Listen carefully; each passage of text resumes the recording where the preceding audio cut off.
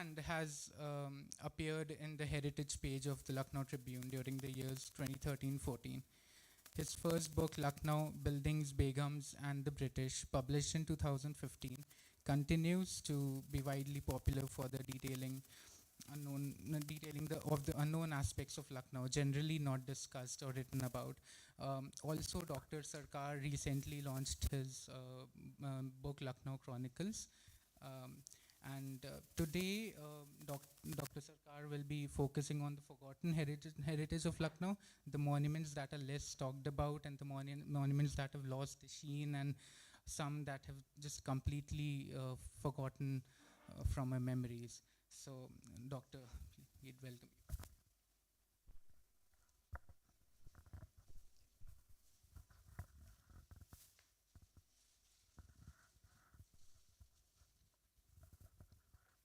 सबको नमस्कार, good evening, adab. So it's a privilege that I should be facing you here and just sharing my experiences and sharing whatever little I know. And this topic is very close to my heart, so I can go on for a long time, but I think I've got 1 hour or maybe less than an hour, so I'll try to be brief and as informative as possible. I'll also try to keep it bilingual because this is sort of informal gathering, so let us keep it very friendly, not a formal lecture or a presentation. I thought of PowerPoint presentation. Actually, I was not anticipating this kind of a layout, but anyhow I'll manage somehow. Sitting also, I'm not used to sitting and giving talks. Mostly I've been giving lectures, standing on a podium. So this is also a unique experience for me, so as a learning process, and I hope you'll enjoy. So as you see, friends, that the topic is the forgotten heritage of Lucknow, and I'll talk about the marvels which are lost in time. So what exactly I mean by this, I'll give some small definitions, or I'll try to simplify this title, and then I'll go to the subject proper. So first we go to heritage. We talk of lost heritage. So what exactly we mean by heritage? So it is like something we inherit from our ancestors.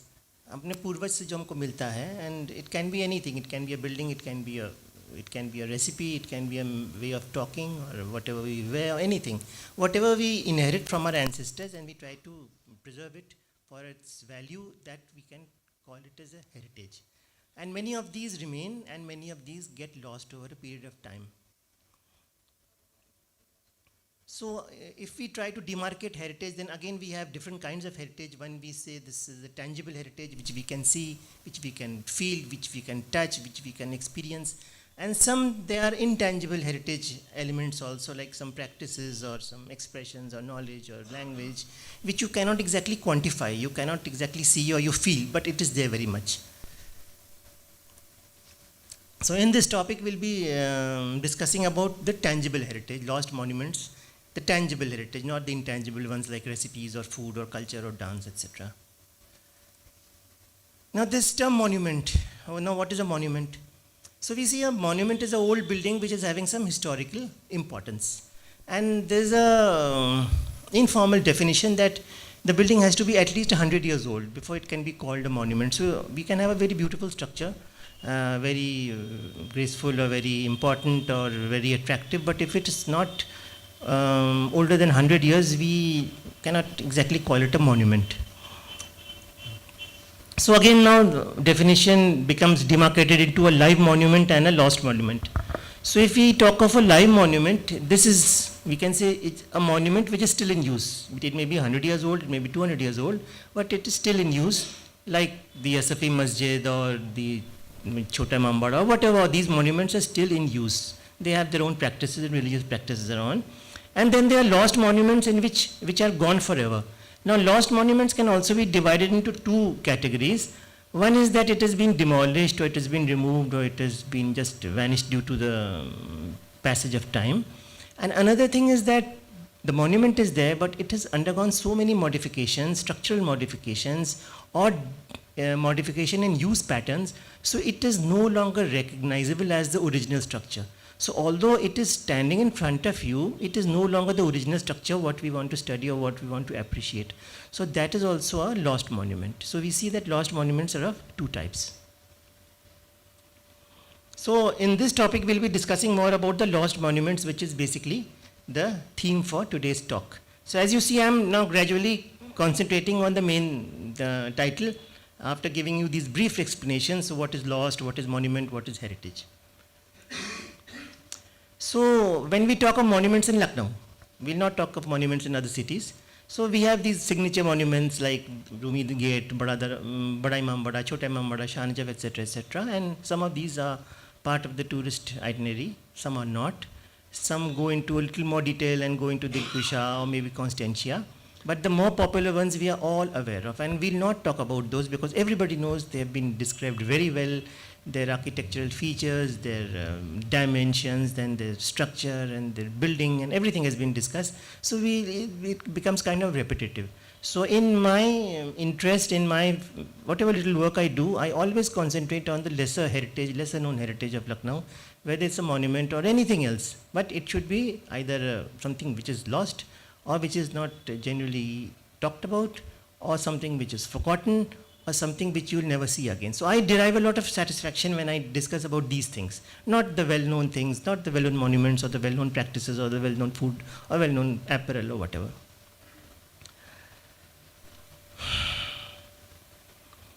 So as I said that this tourist itinerary in the slide also it's there, that we have the Shah Najab, Dilkusha, Council House, a colonial structure, Constantia. These are the well-known buildings of Lucknow. Everybody knows about them, no point in discussing. However, we see that if we go into a lot of research and descriptions, especially the colonial descriptions, so around 500 heritage structures of Lucknow have been identified. That these existed at some point of time, maybe some have vanished, maybe some are there, maybe some have been modified due to their use patterns, maybe some have been damaged, but as a whole, comprising of the pre-Islamic, the Islamic and the colonial monuments or structures of Lucknow, at least 500 structures existed at some point of time. The gateways, the edifices, the palaces, the houses, even the homes, even the cemeteries. So many have just vanished from the face of the earth, and they form a very, very interesting part of study of the heritage of Lucknow, because I find it personally very fascinating that, you know, kya raha hoga, what could have happened, what were they to look like, who built them, who destroyed them, where are they now, this kind of thing. And also if you see the list brought out by the ASI, they have also given a huge list of monuments which are no longer traceable. And strangely, huge areas have vanished. Some mound has vanished, but they had some archaeological or some historical significance at some point of time, but then nobody really bothered, and with time or with encroachments or with misuse, these things vanished. So from 500, we are left with very little.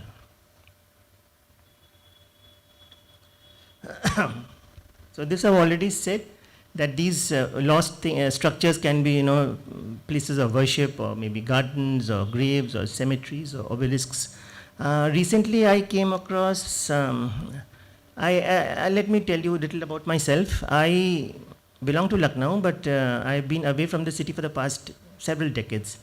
But in May this year, I finally arrived back in my city after opting for voluntary retirement, and now I'm again trying to do a little exploration and do some more writing. So I'm staying in Mahanagar, and many of us may feel that Mahanagar is modern and relatively post-independence locality, but it is not so. You know, I was going through a map of 1920s, and there Mahanagar was mentioned. Not the Mahanagar we see today, the planned colony, but Mahanagar, the area was existing there that time in 1920 or maybe before that. So just a point of reference. I also was informed that there used to be an obelisk near Changan Garden. So I just walked on because it's like walkable distance from my house. So I tried to search that, is there anything left? It was a British obelisk, but I couldn't find any trace of it. So what I mean to say is that our heritage is around us all the time. It's up to us that how we study, how we, you know, find out things, and like how we mourn also of things which have totally vanished. So this just I wanted to share a personal experience with you regarding the obelisk at Changan Garden.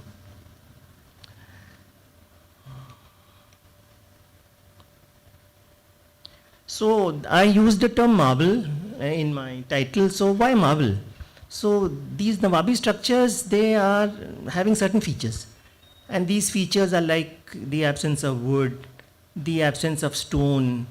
You know, these structures and these, see what we see around us, they are not resembling the Mughal era structures, because Mughal structures were mostly stone based.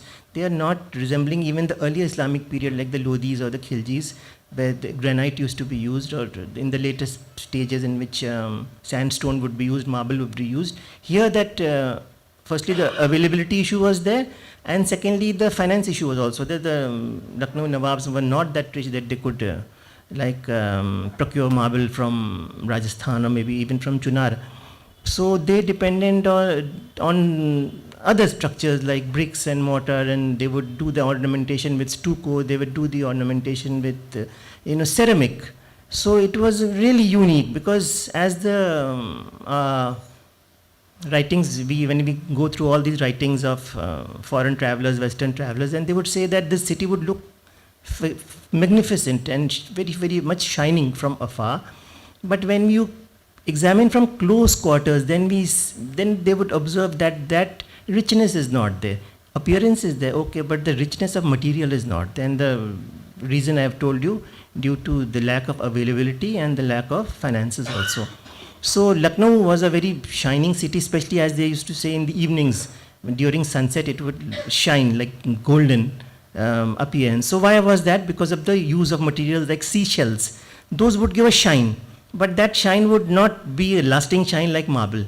So all these architectural features which we see in the Nawabi monuments, these are marvelous because they are not used anywhere. They are, you can see the innovations of the local artisans and the masons.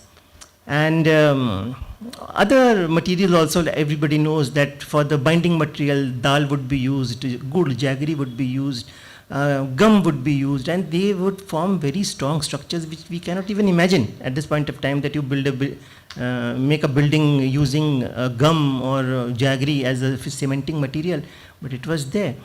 For example, the British, they tried to bombard Shah Najaf with huge cannons, and tremendous amount of bombardment was there, but they could not demolish Shah Najaf. So after all, what is that building composed of, that it could not be demolished by the British cannons? So something is there, some structural features is there, and a lot of PhD and research papers also, if you take the trouble of going through the literature, that people from the IITs and civil engineers, all, they come and study these structures. After all, what is inside? Why are they so lasting? Why are they so strong? Why are they so durable? Even though the materials which they are constituted, they are very odd type of materials, unusual sort of materials. So that is why I call these buildings as marvels, because in their own way they are marvels, being what they are and being what they are constituted of. So now we go to the core topic, which is the theme of today's lecture.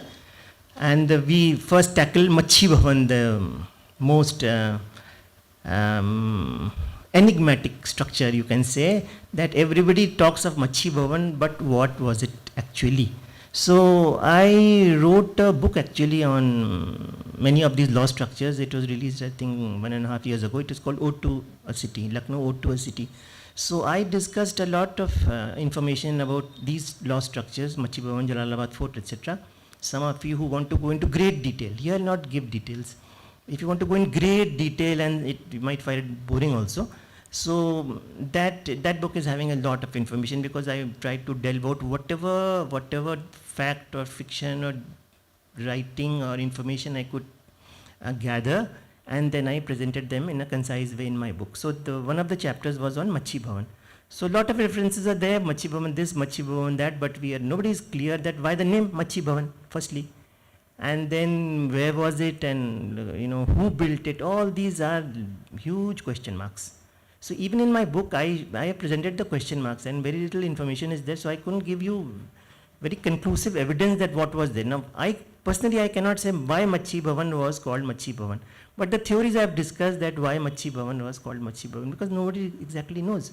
So firstly, the fish connection is there. So obviously the Lucknow person or the Lucknow white will say, oh, it is due to the fish connection. Fine, very good. Then also they would say that it has so many arches. So it is Bhavan, it had 52 arches. So that is why it was called Macchi Bhavan, not Bhavan. It is not Bhavan, it is Bhavan. And these sort of theories keep on floating around. And then there are synonyms also, like it was called Kila Lucknow, it was called Panch Mahalla. So there was an evolution from Lucknow was not the Lucknow we know maybe 2000 years ago. It was overrun by the clans, the Pasis, the Ahirs, and they built their forts, and those forts were made of mud. So it is quite probable that a mud fort was the precursor of the Macchi Bhavan which we know today. But mud forts don't last for so many years. So then it was taken over by maybe a Nawab, maybe Safdarjung, maybe Shuja-ud-Dawla, and then it was fortified, it was strengthened, and then it became the fort we know today. Of course, then again the British, they came and they demolished it, semi-demolished it, and it was lying in that condition. Then the rebels again took over. Then when the British took over Lucknow, again they assumed control of the fort, and this thing happened. And ultimately it was demolished to make way for the medical college that we know today. So nothing remains of Macchi Bhavan, but a very, very early diagram or map you can see of Joseph Teffenthaler is there, which I have shown. So there he has shown the Panch Mahalla complex, and which the Panch Mahalla complex again was pre-Nawabi. It was the staying or the residence of the Sheikh-zadas. So 5 sons were there, each one had his own palace, so it came to be known as Panch Mahalla. Now the metamorphosis is continuous. From a mud fort to a residential structure, to a citadel, to a full-fledged fort, to a palace, to its final demolition. No, so you can't like really pinpoint at what point of time Macchi Bhavan ceased to be Macchi Bhavan and became a palace. Because ultimately it became a palace. It was less of a fort, it was more of a palace. So this continuous modification and metamorphosis is going on, and it forms a very fascinating history of Macchi Bhavan. So here you see that Teffenthaler has given a structure. Here the Gomti Nadi is there, and the 5 palaces he is showing, and this will ultimately metamorphose into the Macchi Bhavan that we talk about generally. So Teffenthaler gave even more details that I have given in my book. Some of you who are interested can go through it. Here is the famous gate of Macchi Bhavan, and it was used to be called the Panch Mahalla gate also. Why it was called Panch Mahalla? Because of the 5 palace complex. So these are some of the, the top one is a painting of the Panch Mahalla, which is quite common, all of you know, and the bottom one is are the photographs of Macchi Bhavan, the ramparts of Macchi Bhavan. So as you see, the 2 photographs at the bottom, one by Tytler and one by Beato, these give a lot of details regarding the building, especially the entrance and the fortification, how it was done. So it's very interesting, but nothing remains as of now. As I was saying, that Macchi Bhavan metamorphosed into a palace. Now this palace was referred to as Shuja-ud-Dawla's palace by Western authors. Now here I would like to just clarify one point, that we give a lot of credit to Asaf-ud-Dawla, that he built Lucknow, or he was the one who really promoted Lucknow, fine, and he built all these buildings, very good. But the foundation of the Lucknow that we see today was actually from Shuja-ud-Dawla's time, because after losing at the Battle of Buxar, he didn't have much to do. So he had 2 aims. One, to again rebuild a very strong army with the help of French officials, and secondly, to beautify Faizabad and Lucknow. So the Macchi Bhavan, again, that Macchi Bhavan is now becoming a palace. It was a fort, and then it was a citadel. It was actually never a fort basically, but anyway. So from a citadel, now it's becoming a palace. So if here we see the palace again, it's a painting and it is being referred to as Shujauddaulla's palace, not Asafuddaullah's palace. And what did Asafuddaulah do? So when he run in with his mother and he shifted to Lucknow, he simply occupied the palace of his father. And from then of the development of Lucknow started from another angle, but the credit for starting all the work we see and we refer to of Lucknow doesn't go, but it should go to Shujauddaulah. At least that is what I feel. Despite Lucknow not being the capital then, right? No, actually Lucknow was number 2. No problem. Lucknow was number 2. Right. I'll talk about this fort also. So again, we cannot just write off Lucknow because see, I'll take a little of your time. Burhanul Mulk and Safdarjung, they never really concentrated on Lucknow. But Shujauddaulah did. And as I said again and again, I keep on saying that even the architecture, the French influence and all we see, it is all the contribution of Shujauddaulah.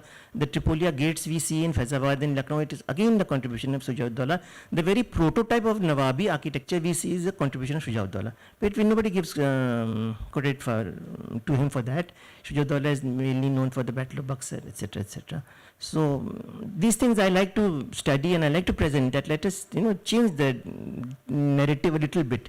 Go into a little more detail and try to correct the course of history rather than just blindly saying that Lucknow means Asafuddaulah. Maybe, yes, but who laid the prototype? It was Shujauddaulah. So, again, a mysterious fort called Jalalabad Fort. Now, we know of a Bijli Pasi Kila in Ashiana. Nothing is there, a mound and some very ghostly type of structure, 1 or 2 pillars. But that also has a checkered history. So, what was it exactly?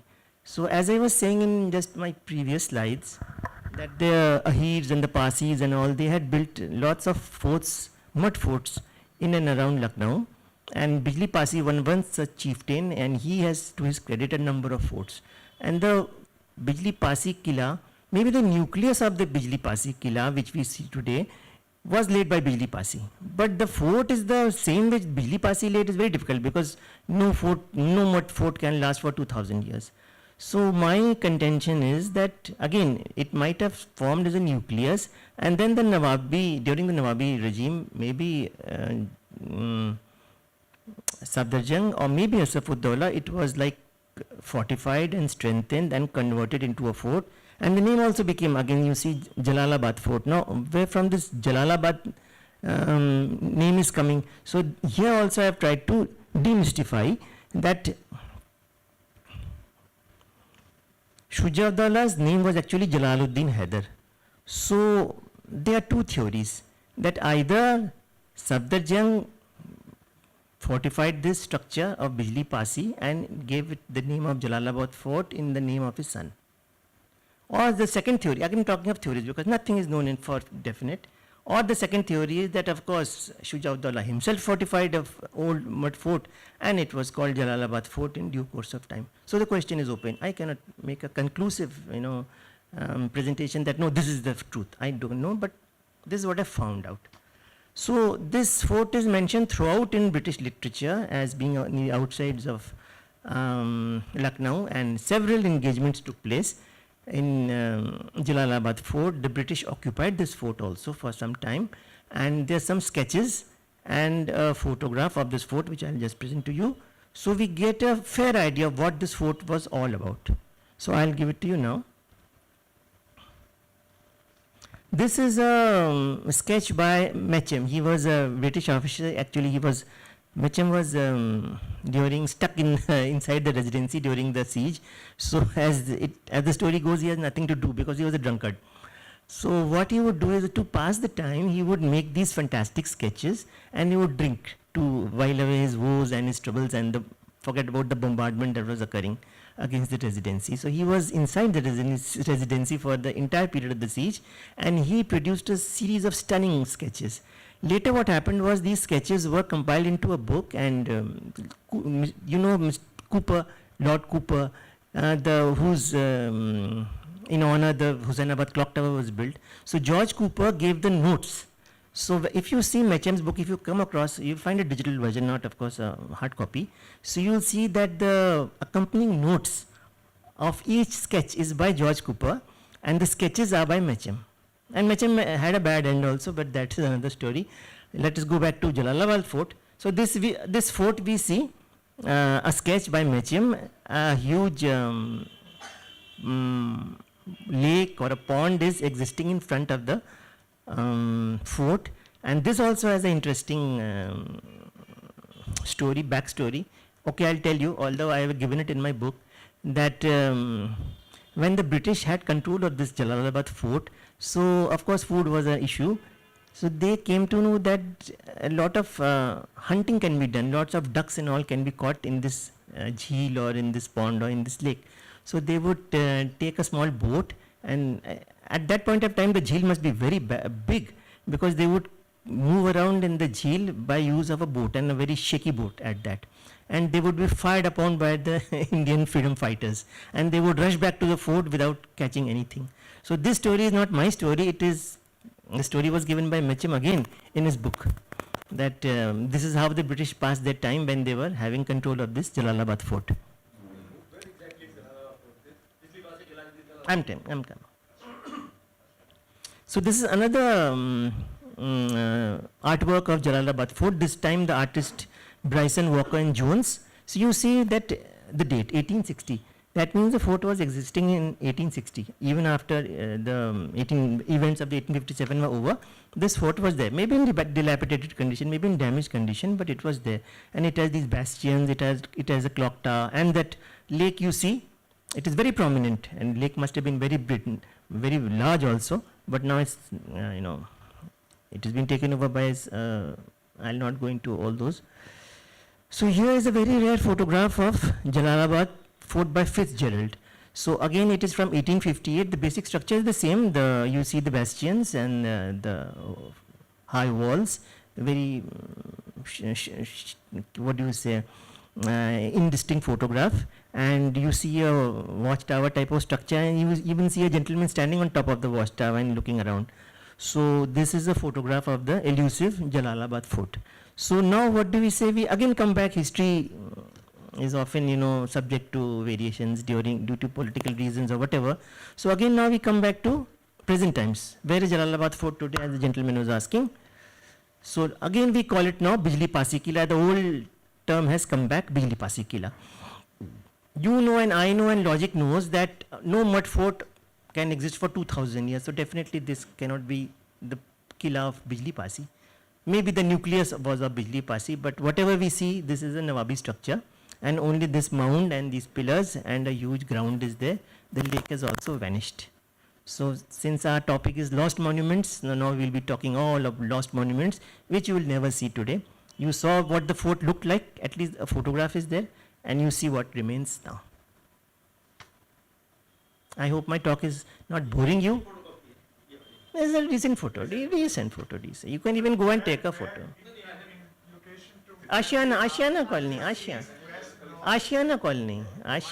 Yes, everybody. Acha. Close to that enclosure where Lucknow festival happens now. Okay. Just almost adjacent to it. So, Connected by anybody. It's just lying like that. No, there's a boundary wall, there's a gate, no. Tala laga, There's a. Under state archaeology or ASI? That I can't be ASI, maybe state. Because there's a formidable boundary wall, and it's a very risky place also. A lot of snakes and all are there. Especially if you go in the evening or in the night, looks very scary. And there's a huge gate. There's a huge gate also. There's nothing to see, so what will you do and go? So this is forming the core of my interest and the core of our today's talk. The law structures, whatever, you never ever see again. You can just think and ponder and muse कि क्या रहा होगा. Bore तो नहीं हो रहे आप लोग? अगर आप बोर हो रहे हो प्लीज हाथ उठा देना. ओके ओके हाँ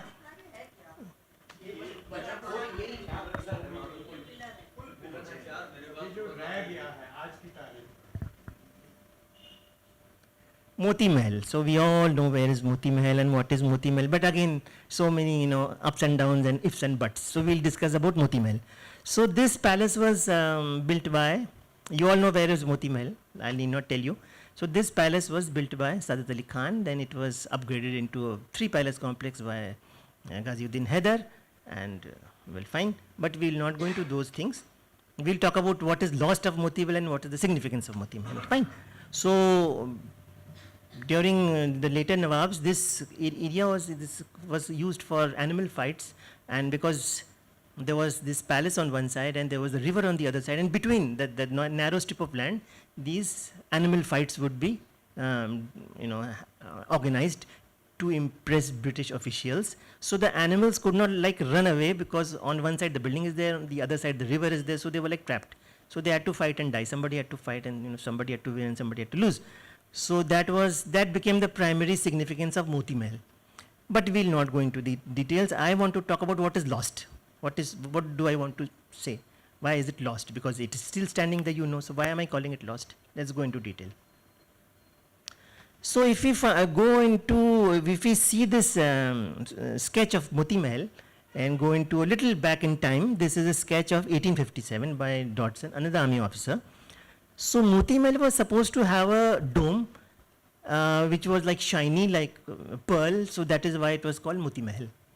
It was supposed to have, fine, that was name was Moti Mahal. But if you see the sketch, there is no such dome. There are 4 small domes on 4 corners of the building. There is no central dome which is resembling a pearl or resembling any spherical or dome-like structure. So what is the lacuna? Where are we wrong? Is the name wrong, or is just a theory that it is Moti Mahal because of some pearlescent dome, or the name has nothing to do with the building as such? Because you see the sketch cannot be lie. Surely you will not make the dome vanish in his sketch. So definitely to see the dome is not there. But let us forget the domes and the pearlescent structure. I am more interested in something else. There was a very peculiar gate in front of the Moti Mahal palace, and this gate you see on the left. This one. Fine. So very peculiar architectural features. I'll just go into detail now. So this gate impresses me, and this gate persisted for a long time. Moti Mahal palace, whether it had a dome or not a dome, not very interesting to me. The gate is interesting to me. Why? I'll show you. So here we see photographs of this gate. Okay. So this was like the original gate, the Nawabi form, you can say, as it was in 1858, photographed by Beato.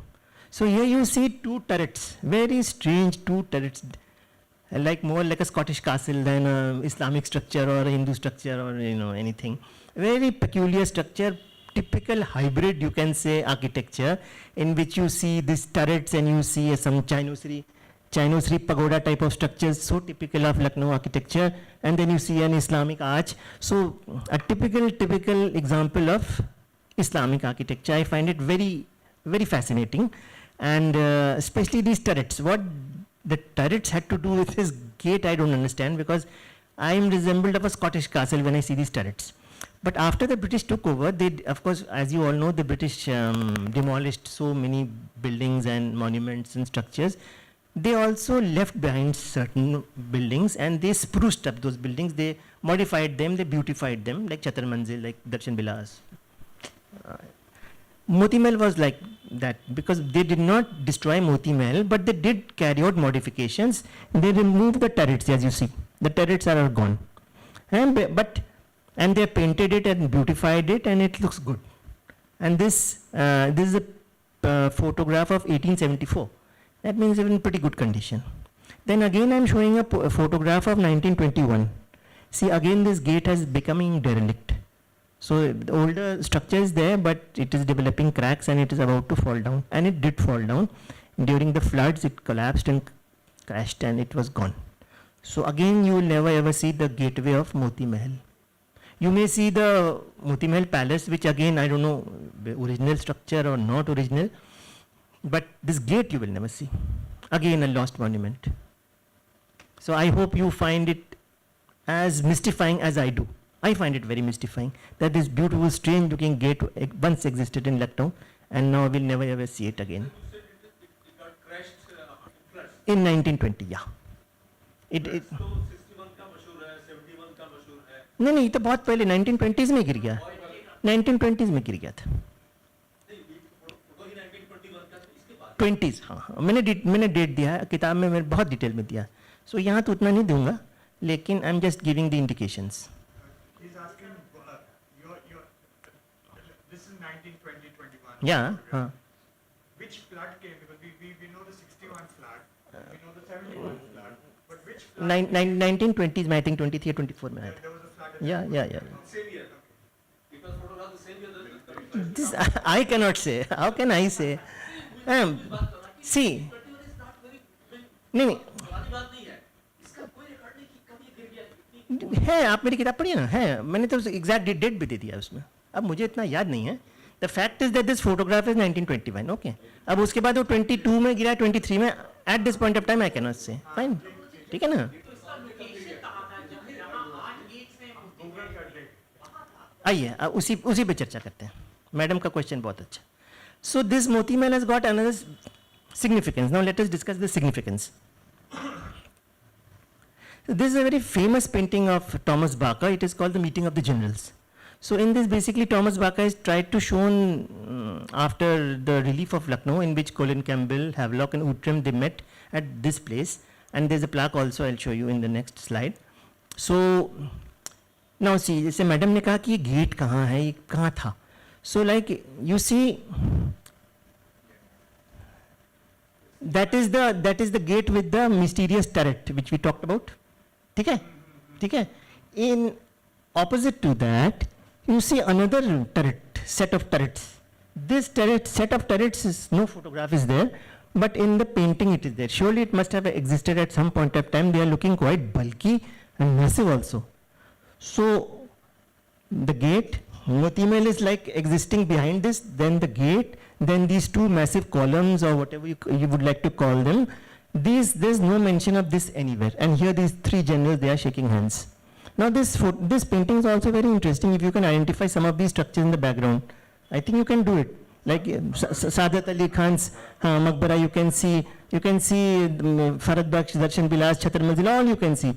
I'm not saying they're very precise, but this is a painting. The concentration is basically on this, not on the structures behind it. But still we get some information that this massive column-like structure existed in front of this mysterious turreted gate. Now nothing is there.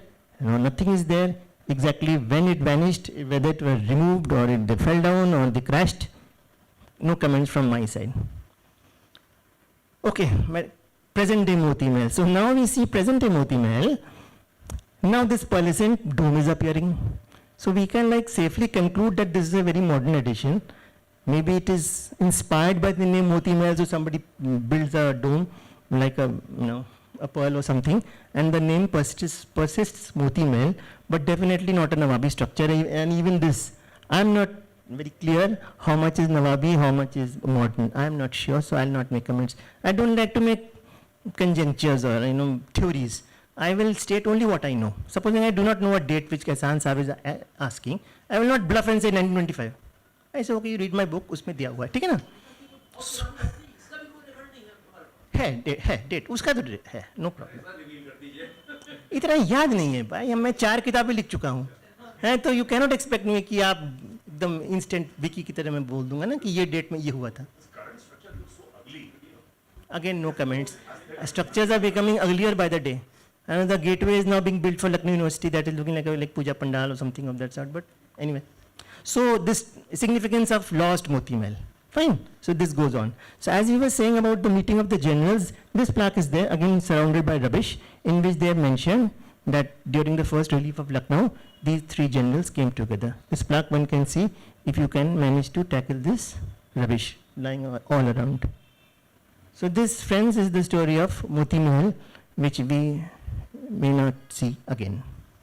This memorial plaque is where, if it is still there? हाँ, you can go. Where exactly? आप जाइए ना please. इस type के question हमसे मत पूछिए कि एग्जैक्टली कहाँ पे. आप जाइए वहाँ पे, आप पूछिए, आपको लोग बता देंगे. No issue. हाँ, it is.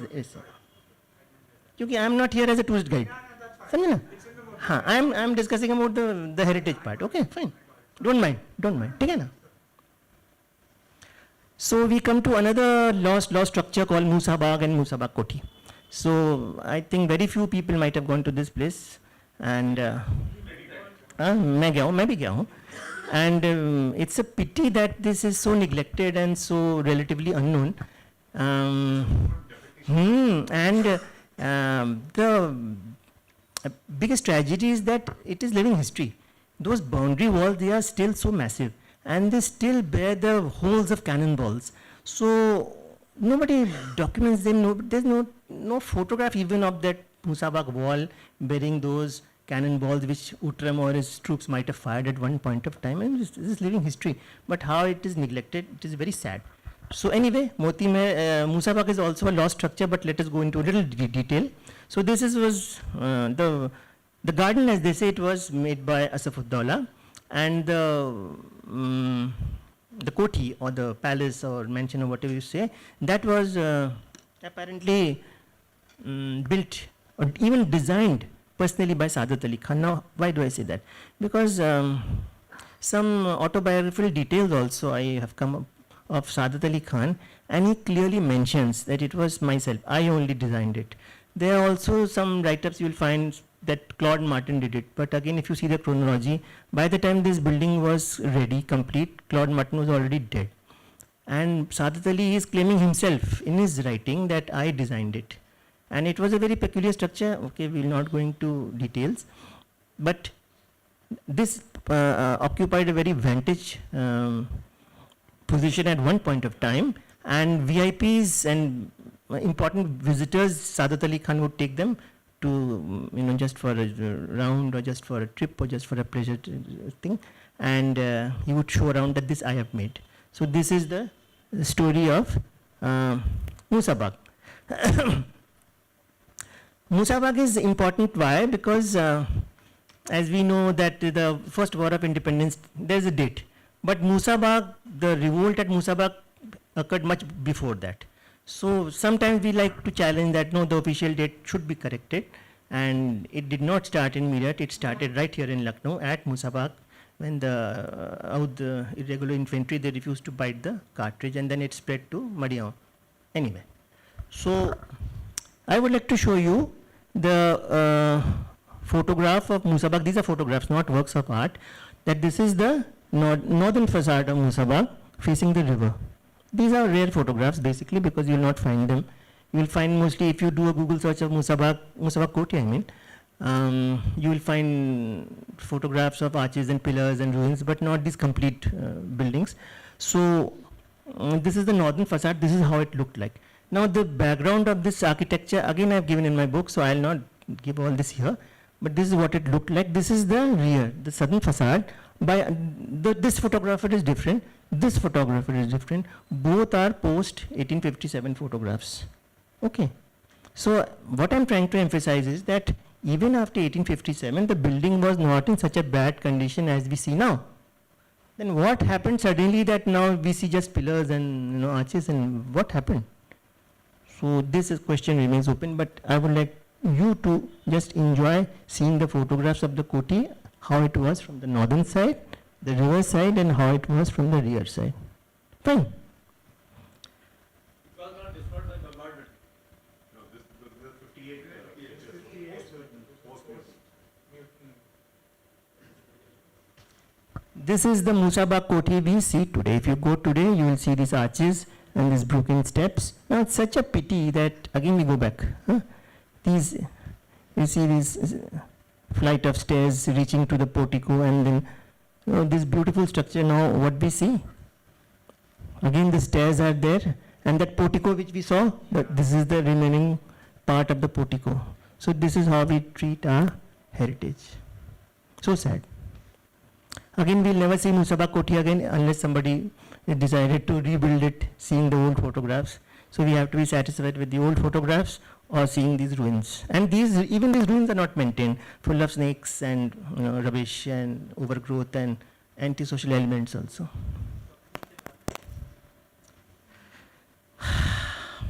Now we come to another very mysterious structure which we refer to in literature as the mermaid gates or the Jalpari gates. So as we all know that Kaisarbagh complex was built by Wajid Ali Shah, and it had a number of gates How many gates it had, still not sure. Some people say it had 20 gates, some had 15, n number. So again, we will not conjecture kya tha, nahi tha. I cannot make a statement, itne the. Fine. I don't know, I'll not bluff you. But we know that it had several gates and most of them were demolished due to one reason or the other. Fine. So Mermaid Gate was like one such gate, and this had a peculiar, Wajd Ali Shah's thing, what do you call, fascination for mermaids was there. You will see the coins minted during Wajd Ali Shah's reign, they sported mermaids, not the usual fishes. Here also, Wajd Ali Shah's many buildings, they would sport mermaids on spandrels instead of fishes.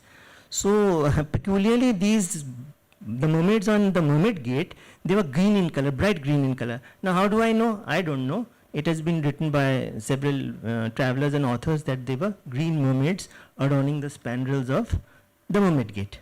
Now we see another very curious feature. I'll tell you here. So this Mermaid Gate, we see the various avatars of the Mermaid Gate. This is like immediately after 1857, a photograph by Beato. So it is in ruins, but still we see the basic structure, and we see one very strange spiral, structure where it is leading to nobody knows. Again, a conjecture that this was just a trick or maybe just a folly, because it led to nowhere. If you climb on this, and then again it will come back to the same place you climbed. So nobody could explain what. Maybe it was a folly or maybe it was some design or whatever. But I cannot comment on it. But anyhow, it existed like this Mermaid Gate, and this led to a series of this thing inside. Paths, and then ultimately led to the residence of Amir Naki Khan, who was the Prime Minister of Awadh at that point of time. So this again you see a view of Mermaid Gate by another photographer. So now these have been removed. The British left to modify and clean up things, you can say. So the Mermaid Gate is still there, but these strange structures or spiral staircase, now it is vanished. It is there, it is in ruins. And again you see another structure. This is 1860. So till 1860 frontal view, the gate is very much existing. And happily there are very many photographs of this Mermaid Gate. So at this point of time we can we can form a very clear picture of what it really looked like. But then at some point of time it was demolished by the British. Why it was done so? Because this gate was spruced up. Again it was spruced up and beautified and made presentable. And then it was like broken apart. Why, how, when? No comments from my side. Fine. So this again structure, Mermaid Gate, one gateway of Kaisarbagh, which you and me will never see again. Fine. So was it the Amiruddin library site or the Bhakhande site? Again, even the location is questionable. It is not clear. The Kaisarbagh has so many questions that people are not very clear. Even I think 2 or 3 days ago there was this newspaper article on one chabutra or one pavilion will be rebuilt. The broken pavilion, which is the marble one. So they were against the question from where this pavilion has come, because it is not originally it was not there. Maybe it was transposed or translocated or something. So Kaisarbagh has too many questions. I am not really an expert in Kaisarbagh. Nobody knows. Basically, the kind of study that I have done, if I could not find out the true picture of Kaisarbagh, then kaun nikalega? I am not boasting. I am just telling a sad truth.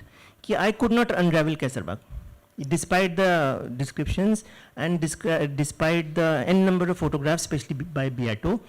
I could not. I could identify some. I could tell you that okay, यहाँ पे ये था, यहाँ पे, which I know for sure. But very many things I don't know for sure.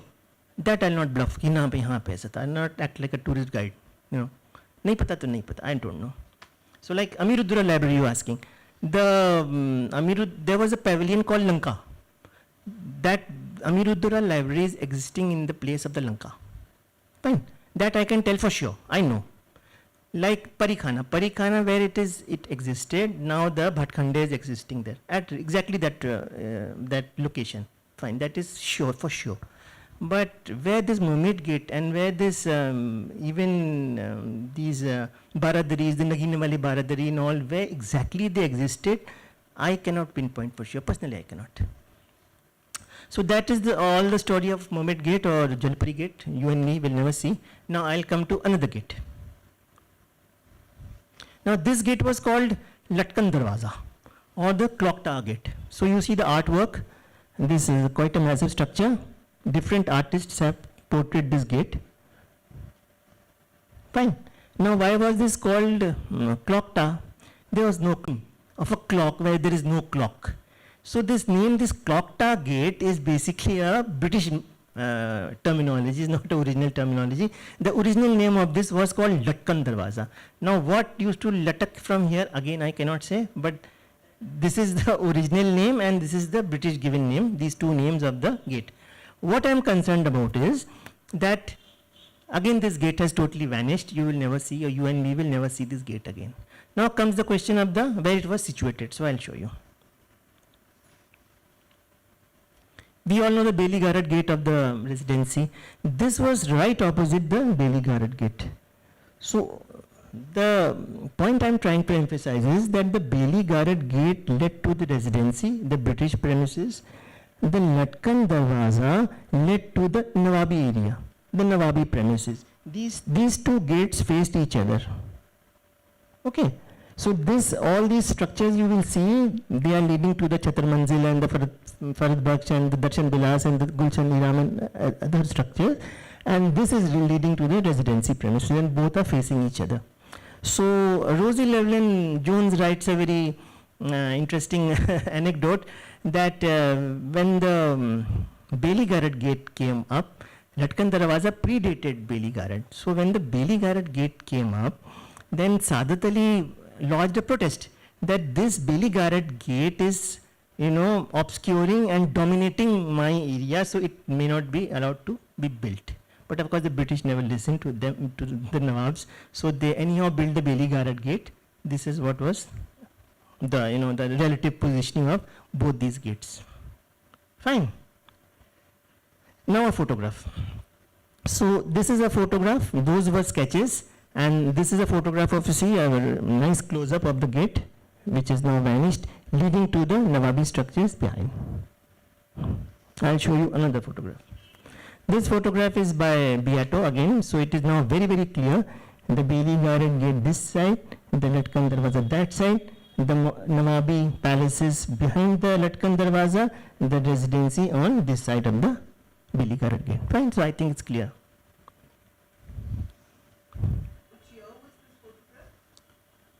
Beato, all 1858. 1858, yeah. Now I'll come to a mystical gate, an unidentified gate, a mysterious gate which I couldn't identify.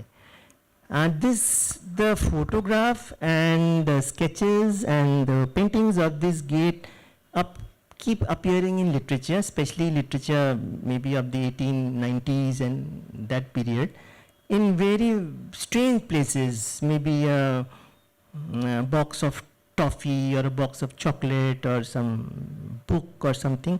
So this gate kept on, the art and even the photograph of this gate kept on appearing. I couldn't identify where this gate ever existed in Lucknow. So some of you can say, how can you say it's a Lucknow gate? Fair enough. So these are works of art. This is a photograph. Fine, if you examine a high resolution photograph of this image, you will find the fish symbol on the spandrels. So at least we are sure that it may be Lucknow, it may be Faizabad or any place. At least it's a Awadh gate for sure. Fine. But I couldn't ever identify where this gate was situated and what happened to it. So there's another very famous painting also, I'll show it to you right now, in that the painter has showed this gate to be on fire. And a lot of fighting is going on. I'll show you, you'll find it very interesting. And this painting appeared in some place, I think in 1890s or so in France. So even at that point of time, people were like reminiscing about what happened in 1857 in Lucknow, India. A painting in France. I'll show you. See, the same gate, you will see now they are showing it on fire and huge conflict going on near its arches and all. So it's a beautiful painting, and it's a French painting, not a British painting. The French never faced any kind of trouble like this, but apparently this is in their ethos. So this is appearing in a French publication in 1890s. And you If you can, anybody can help me in identifying where this gate ever stood, at least I'll be personally very grateful. Okay. But anyhow, we'll never be able to see. Wherever it might have existed, we will never be able to see because it doesn't exist anymore. So, we'll go a little more. I think it's getting late also. So, just I'll show you pictures of what was then, what vanished. So, this is the famous, these are series of artworks of that period in which they have shown the structures, the monuments and the buildings of Lucknow. And I'll show you those which have vanished, you will never see again. And I'll pinpoint some issues, interesting facets and trivia. So this, we all know there used to be a stone bridge. It was called Asafuddollah Stone Bridge. Although Asafuddollah did not build it, but it was called Asafuddollah Stone Bridge. So this was the first stone bridge. Again, it was not made of stone also. Again, a misnomer. But it was there. It's not there now. You and me will never see it. Fine. As we started the lecture with a talk on Macchi Bhavan and Shujauddaullah's palace and all. So this is a very detailed painting of Shujauddaullah's palace, as you see. Again, that Macchi Bhavan gateway, the Panchmalla gateway you see here, and then the entire range of, this is the Gumti river, it is running parallel to the river. Shujauddaullah's palace, it is referred to. We'll never see it again because, it was demolished at one point of time to make way for medical college. Another painting. This time we see the water pavilions of Saadat Ali Khan. Now what Saadat Ali Khan was, as people say, he was a very easygoing character. He loved fishing. So he had this pavilion made in the middle of the river, and you see very detailed painting in which they are showing the jetty also. Jetty with chain. So the boat would come, boat would be tied, then the stairs are going up, and then he would sit and fish and whatever, maybe enjoy the breeze. But okay, fine, that is one thing. The top is resembling the usual Chatar Manzil, which we see in Roshanuddaullah's Koti, we see in Chatar Manzil itself, Chota Chatar Manzil also. The neighboring buildings are also very significant because these range of buildings just don't exist now behind, on that side of the river. So, in addition to the pavilions which vanished, even these range of buildings vanished. These buildings are not the Panchmalla complex or the Macchi Bhavan. These are part of the Chatar Manzil complex, but all gone. But few photographs are there.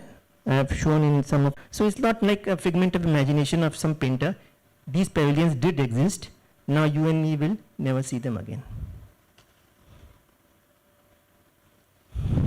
So this, I think all of you will recognize that this is the Farad Baksh. Okay. That doesn't interest me. Farad Baksh, we all know, no point in talking about Farad Baksh. But see, next to Farad Baksh, what is there? What we now we can see, like we can conjecture that it might have been General Koti. But General Koti is a single story structure. Here we see almost a triple story structure. So where did this building go? So we can conjecture that maybe General Wali Koti or General Koti, the Koti we see today is just a lopped off version of the original Koti. We see only the ground floor, one single story structure. At one point of time, it might have been a triple story structure or a double story structure, whatever might have been. Some painter had captured it. This is all gone now. Fine. This structure also you will recognize very quickly. The Shahnajaf, the riverside entrance of the Shahnajaf, and then the Qadam Rasool on the Ahilok, artificial mound. This is, both are existing now. Shahnajaf in mediocre condition, Qadam Rasool in ruin. But there is a marble pavilion here. Where did this go? So I was interested in the law structure, could not identify this marble pavilion. This interested me. So I just tried to show you this painting of Lucknow. Okay. This building, if you can identify, I don't know, I'll give you a hint. These fish-shaped boats, very famous, no point in discussing. This is part of the Chatar Manzil. Now let me just move a bit. This is one wing of the Chatar Manzil you don't see much of now. then the Chhatar Manzil proper with the dome, and then the another wing, and then the Farad Baksh on the far end. Fine. I think that if you can have a, like, you can place it mentally. But see here, at the rear, you can again see the Moti Mahal. That gate you can see. If you can just, no, I don't think you'll be able to see, but that fantastic turreted gateway of Moti Mahal can be seen here.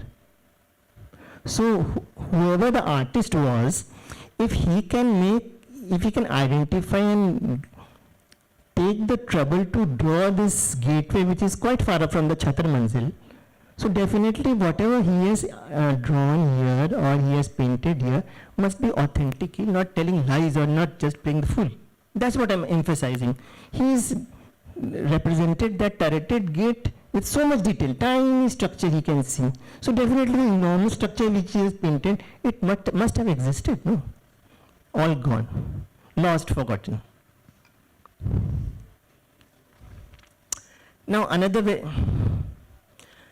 very, very interesting thing, this thing very few people might be knowing, so I like to emphasize here. We know about the Satkhanda, there was a column, or there was a victory minar, or even the purpose of Satkhanda is not very clear what it was exactly, but we can see it is there, fine.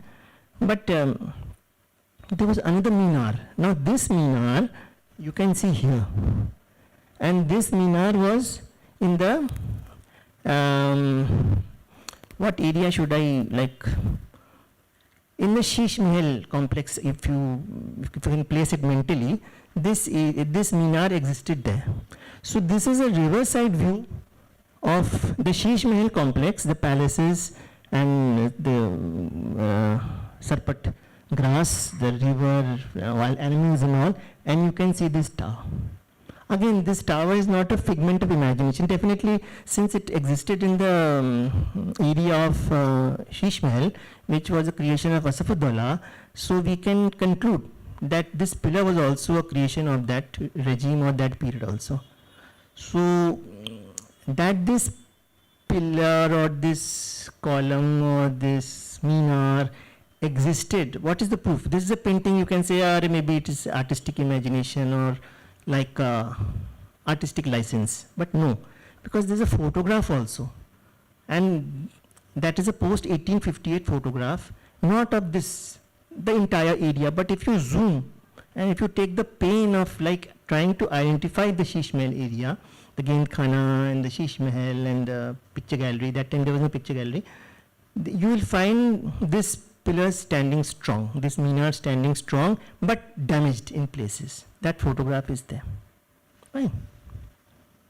Again, you and me will never see. In fact, nobody, 99% are not even aware that this 6 or 7 storied minar ever existed in the Sheesh Mahal area. Aishbagh, we all know, waterworks, dirty place, industrial area, etc., etc., etc. Built by Asafudullah. His son Wazir Ali was married here. Nobody goes to Aishbagh. Some ruins are there. There's a ruin Baradari and all. But this was the palace or mansion or whatever in Aishbagh, which a painter has tried to show, and I am trying to show you here. Again, we will never see this. And now I think we come to the last slide of my presentation, and I'll come back to where we started. So the flyer or the creative which all of you got had this image, right? I'm finishing, huh? So sorry for the long talk. Now, how many of you can identify this area? See, this is the area before the Rumi Darwaza, Asafi Masjid, Asafi Imambara was built. Okay, this is the Tiliawali Masjid. This is a broken pathway leading. Now the Rumi Darwaza would be built somewhere here. Okay, but that is not interesting me. What is interesting me is this palace. Now this palace was called Burj Tila Palace or Sunheri Mahal Palace, and because this is a golden dome. And who did this palace belong to? It belonged to Bahu Begum. So a lot many sketches, works of art are available if one tries to take the trouble of trying to decipher what happened, how it happened. So at some point of time, some of the paintings, here it is a very old painting in which the Asafuddaullah's creation is not there at all. In some paintings, you will find that the Rumi Darwaza is standing strong, and of course the usual Asafi Masjid and other things. Tilewali Masjid in every work of art you will see, because it is occupying a very vantage point. But here you will see Rumi Darwaza fine, and then you will see this Suneri Burj Palace of Bahu Begum. Again, with the passage of time, at one point of time you will see the Rumi Darwaza standing strong, the Tilewali Masjid standing strong, everything standing strong, this is vanished. So even a British army officer, Robert Smith, he had produced a number of stunning sketches on old Lucknow. So in one of his sketches, he has clearly shown the entire structures standing here in great detail, and this Bahu Begum's palace is also there in his, and that was, I think, 19. I'm forgetting the date, but if we place that date, it's very interesting, because we can be sure that at that point of time, the palace was standing strong. It might have been 1910 or something, Captain Robert Smith. So yes, no, it is not a place where Bada Imambara is standing. The Rumi Darwaza will appear here, and behind the Rumi Darwaza the structures will be created. Okay, this is before the Rumi Darwaza.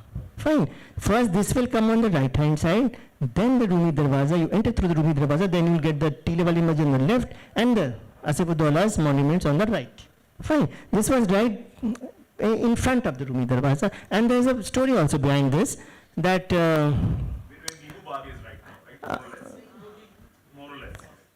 there's a story also behind this, that Bahu Begum, as you know, she was not in good terms with Asafuddaulah later in life, so she always preferred to live in her own palace rather than staying inside Macchi Bhavan complex or the Asafi complex or all these range of palaces inside this. She would always prefer to stay in her own palace, which predated Asafuddaullah's creations in Lucknow. So with this image I am concluding my talk, which was, because this was in the flyer, and this is very interesting. And it's not the isolated, as I'm saying, it's not an isolated image. Very many, if you take the trouble of doing some research, in very many photographs and images, you will find this palace appearing. Very interesting. We'll never see again, you and me. So these are some of my books I have written. Some gentlemen asked some specific questions. Exactly, I cannot be a Wikipedia that I will answer. So much of detail and so much of information I put. If some of you are interested, maybe you can go. This one is having all the details of law structures and architecture, and maybe boring, maybe too technical, but very good for the person who's interested. These are for light reading at leisure. So, ladies and gentlemen, that's all. I think I took, I don't know, maybe 1.5 hours, whatever. So, thank you again. At one point of time, there were about 500 monuments existing together. I mean, existing simultaneously. And then you define monument as